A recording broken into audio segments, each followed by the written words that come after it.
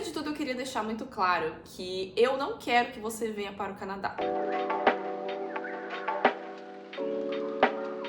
E aí, meu povo, tudo bem com vocês? Eu espero muito que sim. Se você é novo por aqui, seja muito bem-vindo. Meu nome é Paula e eu moro aqui no Canadá desde 2018. Hoje a gente tá aqui para um vídeo mais de conversa. Normalmente eu faço esse tipo de vídeo mais de conversa numa área aqui do meu canal que eu tenho que chama Close Friends.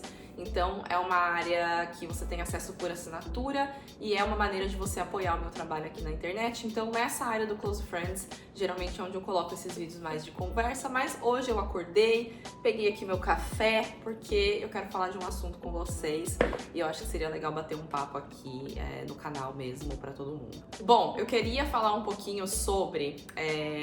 Eu já comentei um pouquinho sobre isso aqui no canal, mas sobre um assunto que eu vejo surgir na internet às vezes. O Canadá não vale mais a pena, o Canadá não é mais o mesmo e coisas do tipo. Primeiro de tudo, eu queria deixar muito claro que eu não quero que você venha para o Canadá. Como assim? O que você tá falando, né? Tipo assim, que mina grossa. Não, pera. Aqui nas minhas redes sociais eu produzo conteúdo sobre a minha vida, né? O meu conteúdo é de lifestyle, dia a dia, viagens, é um conteúdo sobre a minha vida. E a minha vida é no Canadá, então obviamente eu falo sobre o Canadá porque eu moro aqui. Hoje, inclusive, eu sou cidadã canadense, né? Eu fiz todo o meu processo de cidadania, vai ter um vídeo aqui no canal onde eu vou falar sobre isso. Mas eu moro aqui desde 2018, faz 5 anos que eu estou aqui nesse país, que é um país que eu amo muito, que me deu oportunidades e vivências, experiências que eu, sinceramente, não esperava.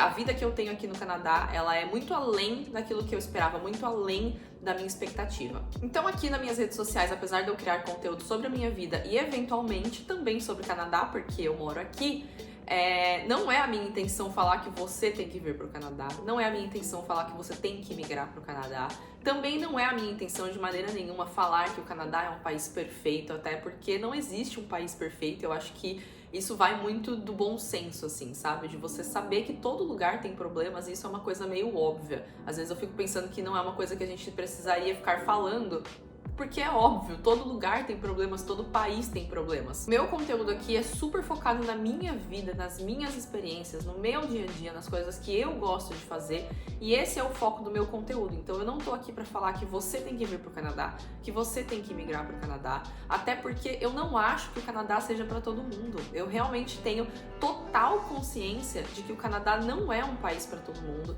não é a melhor opção para todas as pessoas. É um país que tem sim as suas peculiaridades, assim, digamos. É um país frio, é um país que tem um inverno super longo, super rigoroso. Se for do seu interesse, se depois de você fazer as suas pesquisas, né, das coisas boas e das coisas ruins, você tiver interesse de vir para o Canadá, aqui no canal você vai encontrar, então, a minha perspectiva, o meu ponto de vista, porque é o meu canal. E eu sei que para muitas pessoas não seria nem sequer a melhor opção. Então eu acho importante deixar esse disclaimer aqui, porque às vezes eu vejo as pessoas talvez confundindo um pouco o meu conteúdo, como se eu estivesse vendendo o Canadá. Eu não estou vendendo o Canadá, muito menos a ideia de um Canadá perfeito, de uma vida perfeita. Eu tô compartilhando a minha vida. Se eu tô vivendo um momento bom, vocês vão ver aqui no canal várias coisas boas. E isso não tem de fato ligação com o Canadá, né? É simplesmente um momento da vida que eu estou vivendo. Tendo esse disclaimer feito, né, assim, digamos, eu queria falar um pouquinho com vocês porque às vezes eu recebo, né, perguntas, mensagens de pessoas falando: Paula, você viu que tal pessoa que morava no Canadá voltou pro Brasil? Você viu que tal pessoa falou que o Canadá não compensa mais? E coisas do tipo. Eu, por exemplo, sou uma pessoa que não tem os mesmos objetivos, as mesmas expectativas, assim, digamos. Quando eu vim pro exterior, eu não tinha a expectativa de, por exemplo, ficar rica, comprar uma casa, comprar um carro zero. Eu nunca fui uma pessoa que tinha como objetivo de vida casar, ter filhos, comprar uma casa. Esses nunca foram os meus sonhos, né? Nunca foi algo que era decisivo pra mim, assim, digamos, ou era um objetivo pra mim. Então eu acho que é importante entender isso, porque os nossos sonhos, os nossos objetivos, eles vão afetar, né, a nossa percepção daquilo ao nosso redor também. Mas eu queria falar um pouquinho da minha perspectiva, né, morando aqui no Canadá, como uma pessoa que não veio de um lugar, como é que eu posso dizer? Como uma pessoa que não era rica no Brasil. As nossas experiências, né, principalmente na infância, elas vão moldar muitas coisas sobre nós e sobre a nossa percepção do mundo. Então por isso que eu peguei até um cafezinho aqui para poder contar para vocês um pouquinho de onde eu vim, e aí a partir daí vocês entenderem qual é a minha percepção sobre o Canadá, se o Canadá mudou, se o Canadá não vale mais a pena. Bom, eu sei que muita gente que chega aqui no canal vê o estilo de vida que eu tenho hoje, né, a vida que eu tenho hoje, as viagens, o apartamento incrível que eu moro lá em Vancouver, numa região super cara, de fato, uma região caríssima da cidade, provavelmente a região mais cara do Canadá. Mas foi uma escolha minha morar naquela região por diversos motivos que eu já expliquei aqui no canal. Eu amo Vancouver, eu amo Downtown Vancouver, é a minha região favorita. Pra mim, pro meu estilo de vida, pros meus objetivos, faz todo sentido morar naquela região. E é sim caro, eu gasto muito dinheiro pra morar em Vancouver, eu gasto muito dinheiro pra morar onde eu moro, mas eu trabalho pra isso. Mas eu acho que é muito fácil a pessoa ver então a vida que eu tenho hoje e acreditar logo de cara, assim. Eu sei que muita gente tem essa impressão que eu já vim pra cá com grana, que eu tinha uma vida muito boa no Brasil, mas sinto informá-los que infelizmente não sou herdeira, que infelizmente não tenho um sugar daddy. As pessoas também às vezes têm essa dúvida, né, se eu tenho um sugar daddy pagando as minhas contas, né? Infelizmente não tenho, gostaria. Meus pais não têm absolutamente nenhuma condição de me ajudar e nenhuma condição de me mandar dinheiro, muito menos em dólar, né? E a vida que eu tinha no Brasil, né, a minha infância e adolescência foi de, hoje eu percebo, né, que era de uma situação assim muito simples, com muitas limitações. Mas deixa eu contar pra vocês então um pouquinho aí da minha história, bem resumida. Se vocês quiserem, depois eu posso fazer um vídeo mais detalhado sobre isso, mas eu acho que esse é um contexto importante pra esse vídeo. Eu vim de uma família muito simples, tá? Meus pais são super trabalhadores, assim, super batalhadores, mas a gente não tinha nenhum luxo. E por luxo, vocês podem entender assim, comer num restaurante, comer fora, comer num restaurante, pra minha família já era um luxo. Meu pai é metalúrgico, minha mãe dona de casa, eles trabalharam muito e conseguiram comprar um terreno lá no ABC Paulista e aí construíram a casa que eu morei, então a minha infância inteira, até mais ou menos os meus 18 anos eu morei nessa mesma casa. Meus pais vêm de famílias super simples. Meu pai, a família dele morava na roça. Minha mãe e as irmãs dela, né, minhas tias, desde a infância já tinham que trabalhar para poder ajudar em casa. Trabalhavam fazendo faxina. Muitas não conseguiram nem terminar a escola porque tinham que trabalhar para ajudar em casa. A vida inteira eu estudei em escola pública ali raiz mesmo, sabe? Com pichação, com a sala de aula velha, muito transporte público, né, desde novinha. Quando eu fui pra quinta série, por exemplo, a vida inteira estudando em escola pública, tá, gente? Quando eu fui pra quinta série, por exemplo, minha mãe me botou dentro do ônibus, porque eu morava numa cidade e fui fazer a quinta série em outra cidade. Minha mãe me botou dentro do ônibus e falou pro motorista, ela vai descer no Fornari. Aí o motorista falou, tá bom. E a partir daquele dia, era transporte público todos os dias da minha vida. A gente não tinha nenhum luxo, a gente não tinha TV por assinatura, sabe? Às vezes eu via as pessoas falando, porque no canal tal passa uma coisa X, e eu ficava assim, gente, eu não tenho esse canal. Pra vocês terem uma ideia, eu não tinha nem MTV. O povo ficava doido falando de MTV, eu não tinha nem MTV pra assistir. Tudo era muito limitadinho, nunca faltou nada, mas era tudo muito limitadinho. Não tinha essa de comer fora, sei lá, ir no cinema. Presente lá em casa era só 2 vezes no ano, né? No Natal e no aniversário, e era assim, R$100 no máximo. E tinham coisas que eram tão distantes da minha realidade que eu sequer sonhava com essas coisas. Sei lá, por exemplo, ir pra Disney. Era uma coisa tão absurda, tão distante da minha realidade. A minha família tinha tanto zero condições de fazer uma viagem pro exterior. Eu não conhecia uma unidade de pessoa na minha escola, na minha convivência, que tinha ido pro exterior, por exemplo, que tinha viajado pro exterior. Era uma coisa tão distante da minha realidade, que não era nem um sonho. Eu não tenho como falar assim, eu sonhava de ir pra Disney. Não sonhava, porque eu nem sabia dessa possibilidade, não fazia nem sentido pra mim, sabe? Tanto que a minha primeira viagem pro exterior eu fui fazer depois de adulta, quando eu já trabalhava, né, já tinha o meu salário. Aí eu fui fazer ali a minha primeira viagem internacional, que inclusive a primeira viagem internacional de fato que eu fiz, eu ganhei.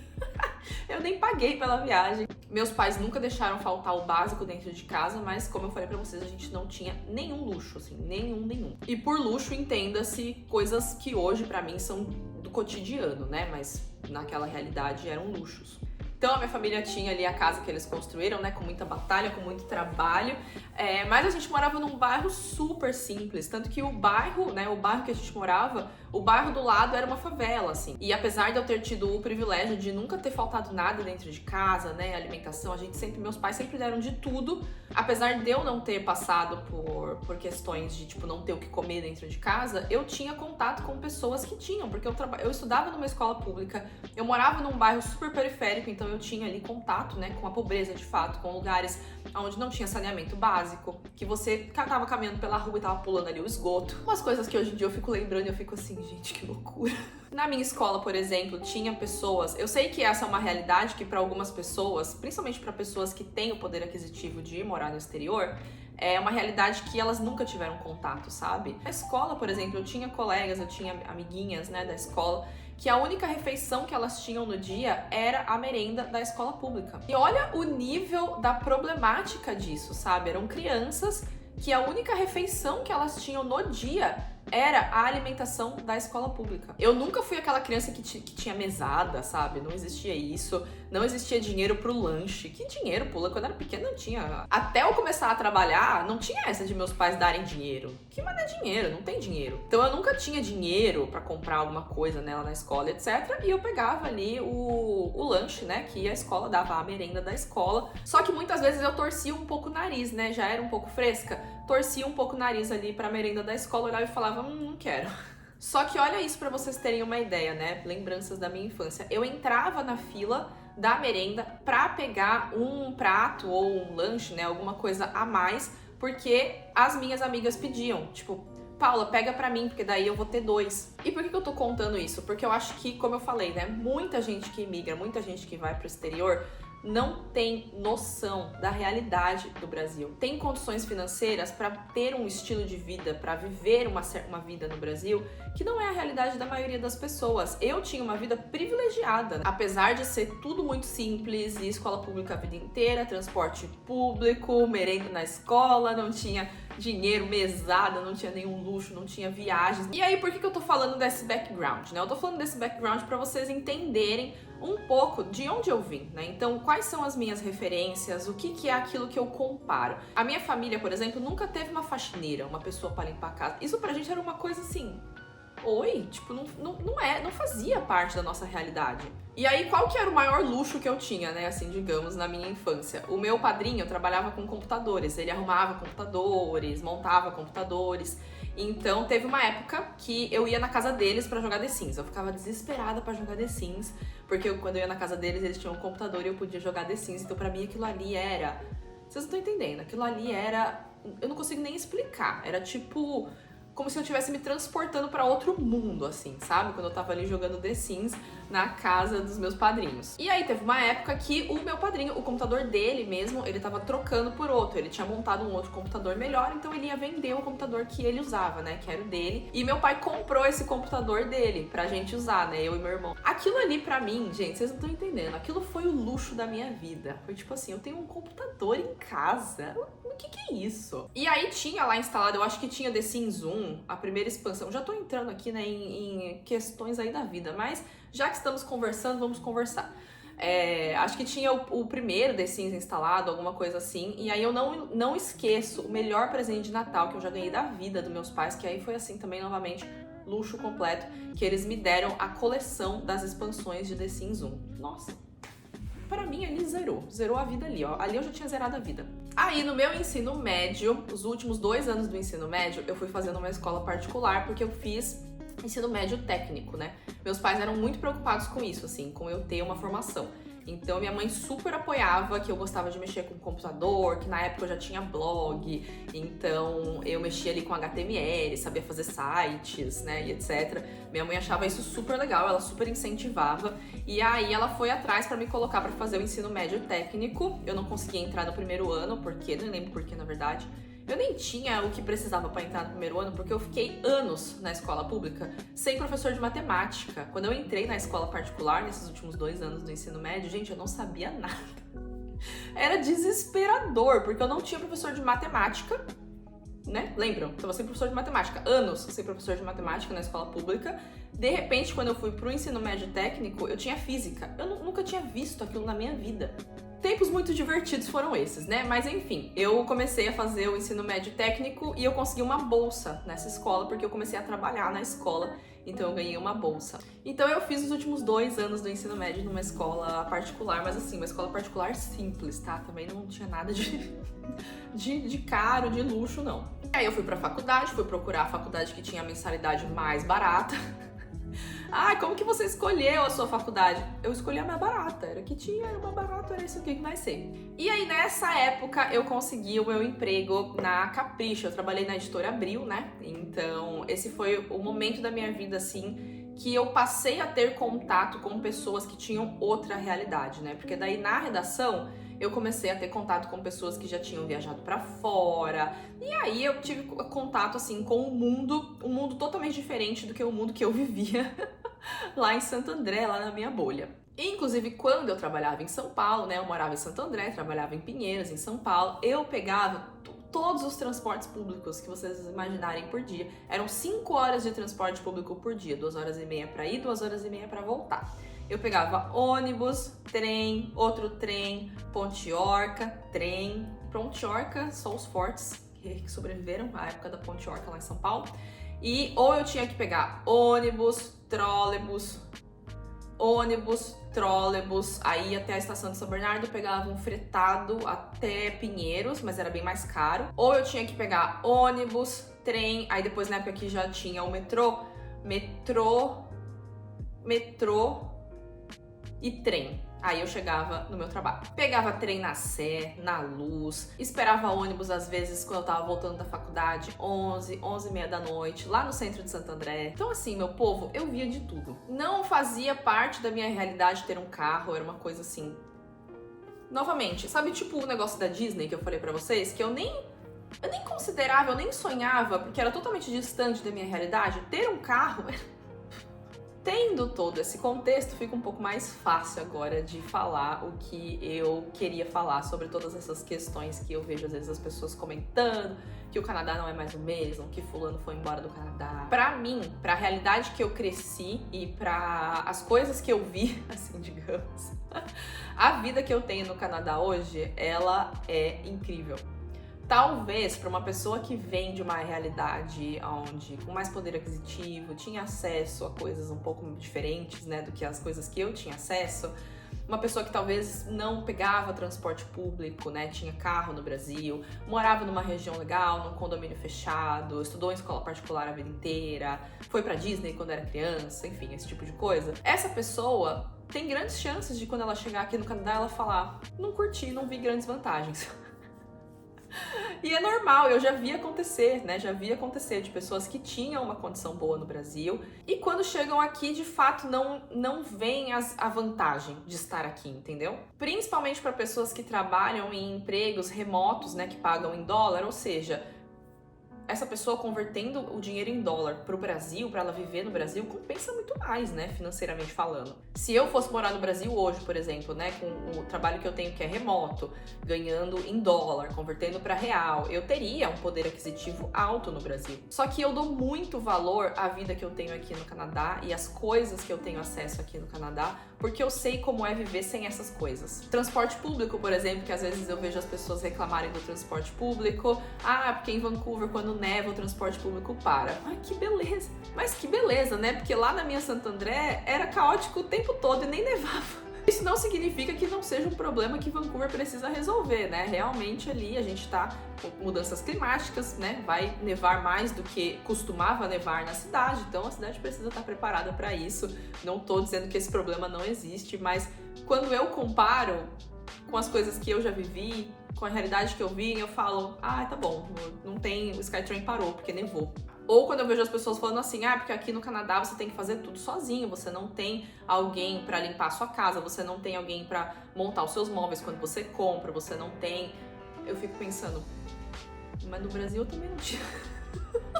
Ah, porque no Canadá um casal, as duas pessoas do casal precisam trabalhar pra bancar a casa.